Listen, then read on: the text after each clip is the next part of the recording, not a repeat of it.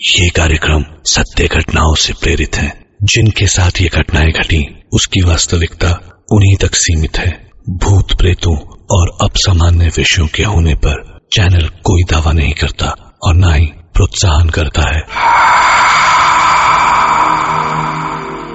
कहते हैं कि कुछ संबंध आत्मिक होते हैं, तो क्या हमारी आत्मा के साथ हमारे पुराने आत्मिक संबंध भी जीवित रहते हैं, या वो संबंध भी पुराने शरीर के साथ दम तोड़ देते हैं?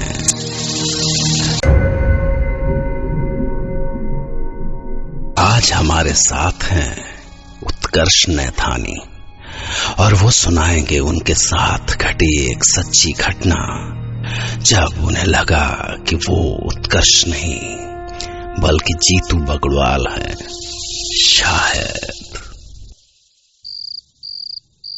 मैं गढ़वाल का रहने वाला हूँ। हालांकि मैं कभी वहां गया नहीं, मैं तो वहां की बोली भी नहीं जानता। फिर भी एक दिन मेरी माँ ने मुझसे कहा कि मैं पिछली कुछ रातों से सपनों में गढ़वाली में बड़बड़ाता हूँ। पर इससे भी अमेजिंग तो यह था कि मैं सपने में जीतू बगड़वाल होता हूँ और अपनी सदियों पुरानी प्रेमिका भरना से बातें करता हूँ। आई वॉज शॉक्ड और इन सपनों से परेशान होकर मैंने खुद उत्तराखंड जाकर इस जीतू बगड़वाल और उसके सपनों की सच्चाई पता लगाने का फैसला किया। और वहां जाकर पता चला ये जीतू बगड़वाल एग्जिस्ट्स। वो 17वीं सेंचुरी का एक जमींदार हुआ करता था। गांव वाले आज भी किसी देवता की तरह रिचुअल करके उसकी आत्मा को बुलाते हैं। ये जीतू ते सोबनु होला गरीबा का बेटा, जीतू ते सोबनु होला गरीबा का बेटा, माता ते सुमेरा छे छुट्टी बोले सोबनी। योद्धा तो बेजोड़ था जीतू। रूप और बांसुरी बजाने की कला तो उसके पास ऐसी कि पहाड़ की हर लड़की उसकी दीवानी थी। पर जीतू सिर्फ भरना का था। एक बार रोपाई का मौसम आया और रोपाई की तिथि निकालने पंडित जी आए। पाए लागो पंडित जी, आइए आसन ग्रहण करें। पंडित जी, हमें बगुड़ी के थोकदारी खेत की रोपाई की बड़ी चिंता हो रही है, कोई तिथि देख के बताइए। थोकदानी जी, रुपाई की तिथि है 9 गते आषाढ़ और तिथि कन्या राशि से जुड़ी है, इसीलिए ये शुभ काम कन्या राशि में जन्मी आपकी बेटी शोभनी के हाथ से ही करना होगा। पर पंडित जी, शोभनी तो इतनी दूर कठुर गांव में भी आई है। हाँ, और फिर रास्ते में खेट पर्वत की आछरिया भी तो इसी मौसम में जगती हैं। वो उड़ सकती हैं, जहाँ चाहे प्रकट हो सकती हैं, जिसके चाहे प्राण ले सकती हैं। वो परियों जैसी सुंदर भली हो, पर पिशाचों जैसी बेरहम होती हैं। ठीक है, मैं जाऊंगा बहन को लेने। ये काम किसी को तो करना ही होगा ना माँ। और जीतू अपने दोस्त मोलू को साथ लेकर कथुड़ गांव की यात्रा पर निकल पड़ा।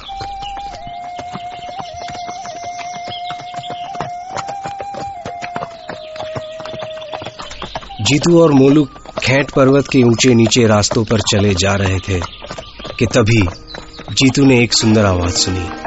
खेचाली माजी बेरू की दानी, आँखों माँ चूंद आंसू को पानी, राते की जून जब धार आंधी। मोलू, तूने सुना? भरना की आवाज। दोस्त, भरना मुझे बुला रही है। दोस्त जीतू, हमने कहा था हम रास्ते में भरना की बात नहीं करेंगे। क्या करूं मोलू, जब तक ये सांस है मैं भरना को भूल नहीं सकता। मोलू, शोभनी को लेने तू चला जा, मैं भरना से मिलकर आऊंगा। पर जीतू सुन तो। उधर मोलू शोभनी की ससुराल के लिए निकला और इधर जीतू घोड़े से उतरकर बांसुरी बजाने लगा। वो चाहता था कि बांसुरी की आवाज सुनकर भरना जान जाए कि उसका जीतू आ गया है। पर बांसुरी की आवाज सुनकर आचर्या जाग गई। आचर्या are kind of evil fairies जो दिखती बेहद खूबसूरत है but are with evil powers।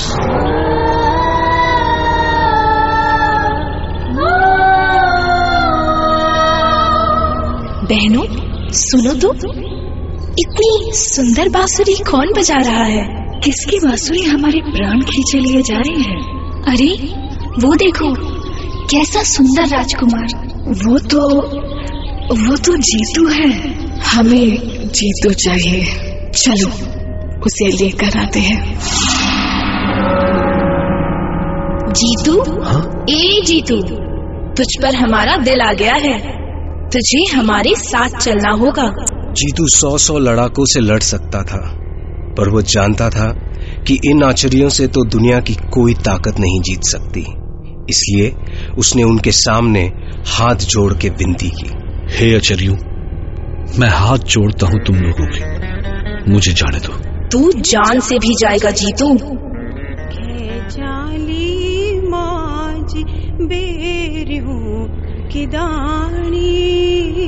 सुनो, भरना मुझे बुला रही है, मुझे उसके पास जाने दो। मैं उससे नहीं मिला तो वो मर जाएगी। तुम्हारे कारण दो लोगों की जाने जाएंगी। मुझे जाने दो आचर्यों। तो ठीक है जीतू, तू जा और भरना से आखिरी बार मिल के आ, पर तुझे वचन देना होगा कि उसके बाद तू सदा के लिए हमारे साथ चलेगा। सोचता क्या है जीतू, वचन दे। ठीक है, मैं वचन देता हूं। मैं भरना से मिलने के बाद 9 गते आषाढ़ को रुपाई के लिए अपने खेत में पहुंचूंगा। मैं वहीं मिलूंगा तुम्हें, अपने सारे कुनबे के साथ। तुम उन सब के सामने मुझे ले जाना, ताकि दुनिया कभी ये ना सोचे कि जीतू ने अपना वचन नहीं निभाया। और आचर्यों को वचन देकर जीतू उदास मन से निकल पड़ा अपनी भरना से मिलने।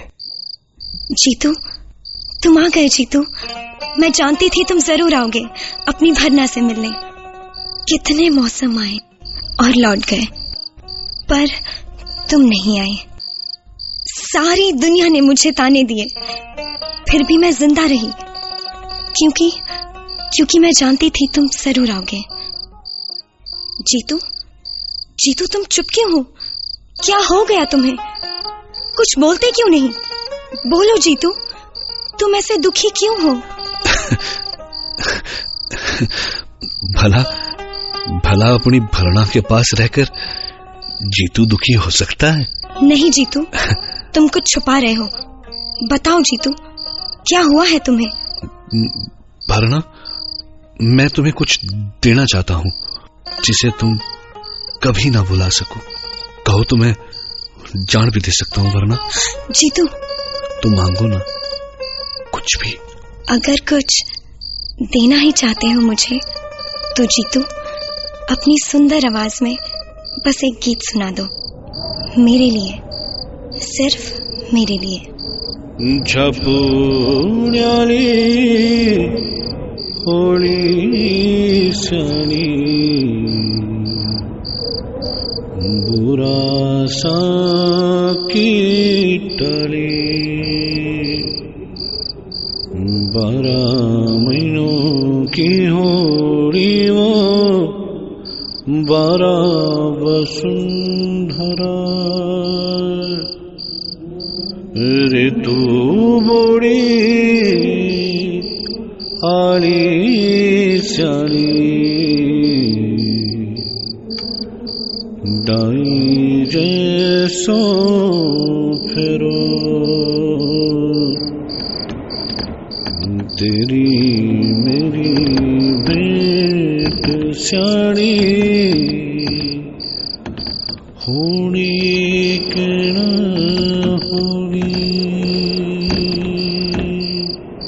जीतू के इस गीत का मतलब था, पहाड़ की वादियों में फिर से फूल खिलेंगे, फिर बहारें आएंगी, पर मेरी भरना तब मैं तुमसे दूर जा चुका हूंगा।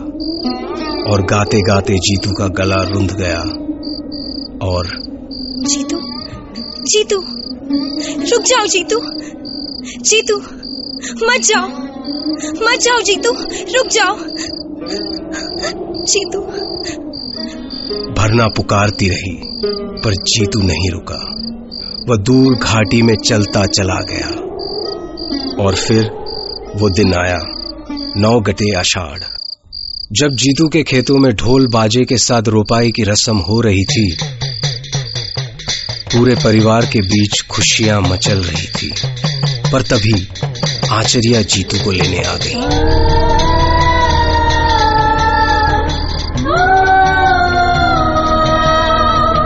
जीतू, ए जीतू, चल जीतू, देख हम आ गए।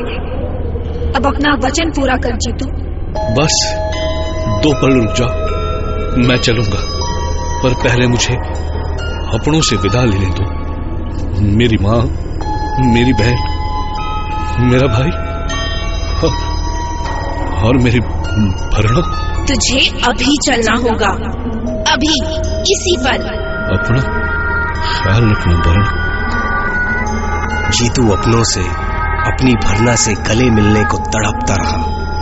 उसके अपने बिलखते रहे, पर आचार्यों ने उनकी एक नहीं सुनी और वो सब उसे खींचते हुए पाताल में ले गई। जीतू, जीतू, जीतू, मेरा जीतू, जीतू, भरणा, जीतू, जीतू, जीतू, जीतू।